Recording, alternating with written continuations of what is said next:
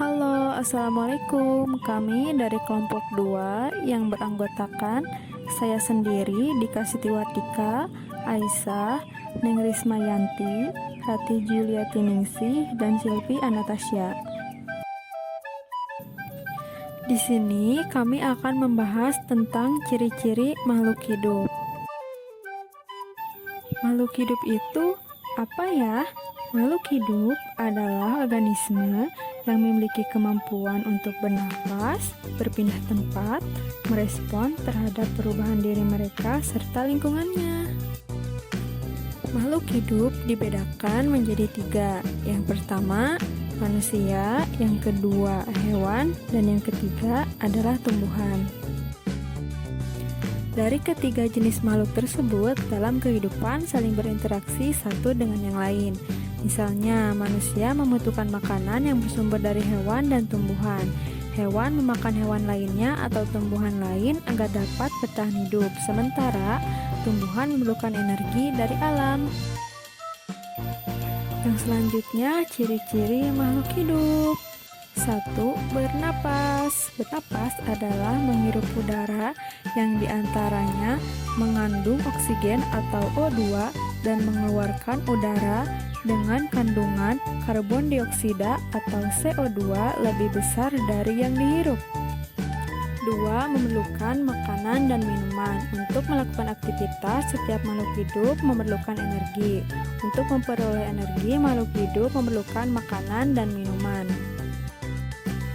3. Bergerak. Kamu dapat berjalan, menggerakkan anggota badan, bahkan berenang. Itu merupakan ciri bergerak. Tubuh dapat melakukan aktivitas karena memiliki sistem gerak. Sistem gerak terdiri atas tulang, sendi, dan otot. Ketika hal itu bekerja sama, maka membentuk sistem gerak. Lalu 4. Tumbuh dan berkembang. Pertumbuhan adalah proses pertambahan volume makhluk hidup karena jumlah dan ukuran sel bertambah, sedangkan perkembangan adalah proses pertumbuhan menuju dewasa yang ditandai dengan berfungsinya organ reproduksi. Semua makhluk hidup mengalami pertumbuhan dari kecil menjadi besar. Contohnya, bayi akan terus berkembang menjadi manusia dewasa. 5. Berkembang biak atau reproduksi. Reproduksi atau berkembang biak adalah kemampuan makhluk hidup untuk memperoleh keturunan. Tujuan berkembang biak adalah untuk melestarikan keturunan agar tidak punah. Contohnya, kamu lahir dari ayah dan ibu. Ayah dan ibu masing-masing mempunyai orang tua yang kamu panggil kakek nenek dan seterusnya. 6. Peka terhadap rangsangan. Makhluk hidup mempunyai kemampuan untuk memberikan tanggapan terhadap rangsangan yang diterimanya. Contohnya, tanaman putri malu atau mimosa pudica akan menutup daun-daunnya saat disentuh. Kemampuan menanggapi rangsangan disebut iritabilitas. Iritabilitas adalah kemampuan makhluk hidup untuk menanggapi rangsangan. Rangsangan dapat berupa sentuhan, cahaya matahari, air, zat kimia, suhu, dan gravitasi bumi. Hewan dan manusia dilengkapi dengan alat indera untuk menanggapi rangsangan, seperti hidung untuk mencium bau, mata untuk melihat, dan telinga untuk mendengar. Yang terakhir, 7. Menyesuaikan diri terhadap lingkungan.